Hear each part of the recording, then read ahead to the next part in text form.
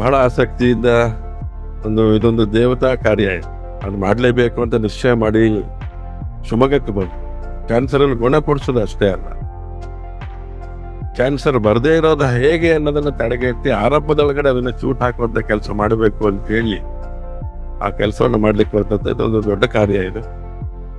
ಆ ಕಾರ್ಯ ಮಾಡ್ಲಿಕ್ಕೆ ಬಂದಂತ ನಮ್ಮ ಸುರೇಶ್ ಅವರೇ. ಸೊ ಈ ಕಾರ್ಯವನ್ನು ಮಾಡ್ಲಿಕ್ಕೆ ಅನೇಕ ಸ್ವಯಂ ಸೇವಾ ಸಂಸ್ಥೆ ಜೊತೆಗೆ ಸೋಷಿಯಲ್ ವರ್ಕರ್ಸ್ ಆಗಿ ನಾವೆಲ್ಲೂ ಕೂಡ ಸೇರಿಕೊಟ್ಟಿದ್ದೇವೆ.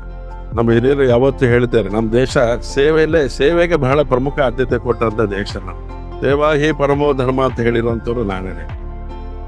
ಹಾಗಾಗಿ ಸೇವೆ ಒಳಗಡೆ ಅತ್ಯಂತ ತೃಪ್ತಿ ಇದೆ, ಸಮಾಧಾನ ಇದೆ, ಮತ್ತು ಅದರೊಳಗಡೆ ಕರ್ತವ್ಯದ ಪ್ರಜ್ಞೆ ಇದೆಯಲ್ಲ, ಅದು ಈ ದೇಶವನ್ನು ಉಳಿಸಿರುವಂಥದ್ದು, ನಮ್ಮ ಸಂಸ್ಕೃತಿಯನ್ನು ಉಳಿಸಿರುವಂಥದ್ದು, ನಮ್ಮ ಎಲ್ಲ ಆರೋಗ್ಯ ವ್ಯವಸ್ಥೆಯನ್ನು ಉಳಿಸಿರುವಂಥದ್ದು ಅವ್ರುಗಳೇ.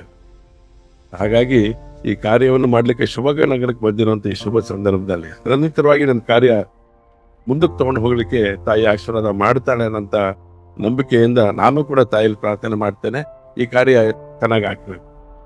ಅನೇಕರು ಹೇಳ್ತಾ ಇರ್ತಾರೆ, ಒಬ್ರು ನೆನಪಾಗಿದ್ದು ನನಗೆ ಮತ್ತೂರಲ್ಲಿ ಒಬ್ರು ಅವಧಾನ ಹಿಡಿ ಇವ್ರು ಹೇಳಿದ ಮಹತ್ವಕ್ಕೆ ನಾನು ಅದಕ್ಕೆ ಜೋಡಿಸೋ ಕೆಲಸ ನಾನು ಮಾಡ್ತೇನೆ. ಅವಧಾನಗಳು ಒಂದು ಡೆಂಟಲ್ ಆಸ್ಪತ್ರೆ ಉದ್ಘಾಟನೆಗೋಸ್ಕರ ಬಂದರು. ಡೆಂಟಲ್ ಆಸ್ಪತ್ರೆ ಉದ್ಘಾಟನೆಗೆ ಬಂದವರು ಪೂಜೆ ಎಲ್ಲ ಆಯ್ತು, ಮಾತಾಡಿ ಅಂತ ಹೇಳಿದ್ರು. ಏನ್ ಮಾತಾಡ್ಲಿಕ್ಕೆ ಹೇಳಿದ್ರು, ಅಲ್ಲ ಮಾತಾಡಿ. ಅವಾಗ ಅವ್ರು ಹೇಳಿದ್ರು, ನಾನು ಅದು ಇಂಡಸ್ಟ್ರಿ ಉದ್ಘಾಟನೆಗೆ ಹೋದ್ರೆ ಅಲ್ಲಿ ಏನು ಹೇಳಬೇಕು ಹೇಳ್ತಾನೆ, ನಿಮ್ದು ಅಭಿವೃದ್ಧಿ ಆಗ್ಲಿ ಅಂತ ಹೇಳ್ತಾನೆ. ಅವ್ರ ದಿನಸಿ ಅಂಗಡಿ ಬಂದ್ರೆ ನೀವು ದಿನಸಿ ಅಂಗಡಿ ಚೆನ್ನಾಗಾಗ್ಲಪ್ಪ, ಎಲ್ಲರಿಗೂ ಒಳ್ಳೆ ಕೆಲಸ ಮಾಡ್ತೆ ಅಂತ ಹೇಳ್ತಾರೆ. ಯಾವ್ದೋ ಉದ್ಯಮಗಳು ನಡೆಸ್ತಾ ಇದ್ದವ್ರಿಗೆಲ್ಲ ನೀವು ಒಳ್ಳೇದಾಗ್ಲಿ, ಮುಂದಕ್ಕೆ ಮೇಲಕ್ಕೆ ಅಂತ ಹೇಳ್ತದೆ. ಇಲ್ಲಿ ಏನ್ ಹೇಳ್ಬೇಕು ಅಂತ ನಂಗೆ ಗೊತ್ತಾಗ್ತಾನೆ ಅಂತ ಮಾತನ್ನು ಹೇಳಿದ್ರು. ನೋಡಿ ಹೇಗಿದೆ, ಎಷ್ಟು ಮಾರ್ಮಿಕವಾಗಿರೋಂಥ ಒಂದು ಸಂಗತಿ ನಾವು ಉಲ್ಲೇಖ ಮಾಡೋದು.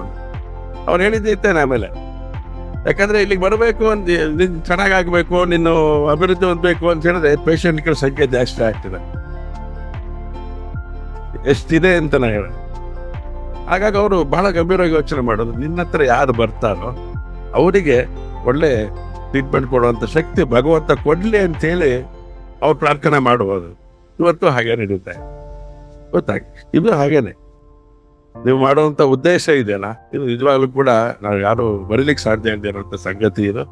ಮೊನ್ನೆ ತಾನೇ ನಾನು ಒಂದು ಶವ ಸಂಸ್ಕಾರಕ್ಕೆ ಹೋಗಿದ್ದೆ. ಕ್ಯಾನ್ಸರಿಂದ ತೀರೋಗಿರುವಂಥ ಹೆಣ್ಣು ಮಗನವಳು. ಈ ಥರ ತುಂಬ ಸಂಗತಿ ನಮ್ಮ ಕಣ್ಣೆದುಗಳನ್ನು ಕೂಡ ನಡೆದಿದೆ. ಸಹಕಾರ ಕೇಳ್ಕೊಂಡು ಬರ್ತಾರೆ, ನಮ್ಮ ಸಹಕಾರ ಇಲ್ಲದೆ ಇರೋಂಥ ಸ್ಥಿತಿನೂ ಕೂಡ ನಮ್ಮ ಜೊತೆಗೆ ಇರೋಟ್ಟು ನೋಡ್ತಾ ಇದೆ.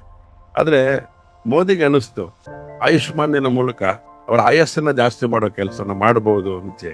ಯಾಕೆಂದ್ರೆ ದೊಡ್ಡ ದೊಡ್ಡ ಕಾಯಿಲೆಗಳು ಮನೆಗಳಲ್ಲಿ ಗುರ್ತಾದ್ರೆ ಸಾಕು. ಅವ್ರಿಗೆ ಹಾರ್ಟ್ ಅಟ್ಯಾಕ್ ಆಗಿದೆ ಅಂದ್ರೆ ಆಗಿರೋದು ಅವ್ರ ಮಗಂಗೆ, ವಿಷಯ ಗೊತ್ತಾದ ತಕ್ಷಣ ಆಗೋದು ಅವ್ರ ತಂದೆ ತಾಯಿ.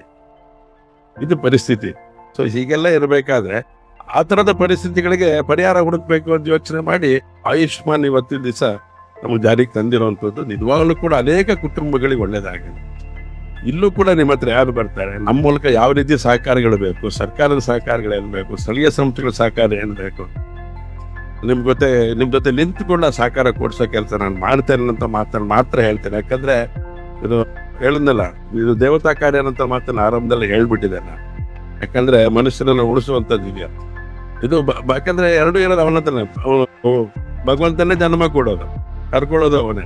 ಕರ್ಕೋಬೇಡಪ್ಪ, ಲೇಟಾಗಿ ಕರ್ಕೊ ಅಂತ ಹೇಳ್ಬೇಕಾದ್ರೆ ಸಂಗತಿ ನಮ್ಮದೇ ಇರುತ್ತದೆ ಇವತ್ತು. ಹೀಗಾಗಿ ದಯಮಾಡಿ ಇದನ್ನ ನೀವು ಇಲ್ಲಿ ಬಂದಿದ್ದೀರಿ, ತುಂಬ ಸಂತೋಷ ಆಗಿ, ಒಳ್ಳೆ ಕಾರ್ಯ. ಪಕ್ಕದ ತೀರ್ಥಹಳ್ಳಿಯಲ್ಲಿ ಮಾಡಿದ್ದೀರಾ, ಅರ್ಘ ಜ್ಞಾನೇಂದ್ರ ಅವರ ಕ್ಷೇತ್ರದಲ್ಲಿ. ಅರ್ಘ ಜ್ಞಾನೇಂದ್ರ ಊರಲ್ಲೇ ಅರ್ಘದಲ್ಲೇ ಮಾಡಿದ್ದೀನಿ ಅಂತ ಮಾತನ್ನು ಹೇಳಿದ್ದೀನಿ. ಏನ್ ಬೇಕಾದ್ರೂ ಯೋಚನೆ ಮಾಡಿ, ನಿಮ್ ಜೊತೆಗೆ ಇಡೀ ಶಿವಮೊಗ್ಗ ಇಡತ್ತೆ ಅನ್ನೋದನ್ನ ಅಂತೂ 100% ನಿಮ್ಗೆ ಹೇಳಲಿಕ್ಕೆ ಇಷ್ಟಪಡ್ತೇನೆ. ಯಾಕಂದ್ರೆ ಈ ಥರದ ಕೆಲಸಗಳಿಗೆ ಶಿವಮೊಗ್ಗ ನಂಬರ್ 1 ಸೇವಾ ಕ್ಷೇತ್ರಕ್ಕೆ. ಸೇವಾ ಕಾರ್ಯ ಮಾಡ್ಲಿಕ್ಕೆ ಶಿವಮೊಗ್ಗದಲ್ಲಿ ಎಲ್ಲರೂ ಕೂಡ ಯೋಚನೆ ಮಾಡ್ತಾರೆ. ಅವ್ರಿಗೆ ಯಾರು ಒಬ್ರು ಬೇಕಷ್ಟೇ ಈ ತರ ಕೆಲಸ ಮಾಡಿ ಅಂತ ಹೇಳಲಿಕ್ಕೆ. ಆ ಕೆಲಸನ ತಾವು ಮಾಡ್ಲಿಕ್ಕೆ ಬಂದಿದ್ದೀರಾ. ಭಗವಂತ ನಿಮ್ಗೆ ಒಳ್ಳೇದು ಮಾಡಲಿ.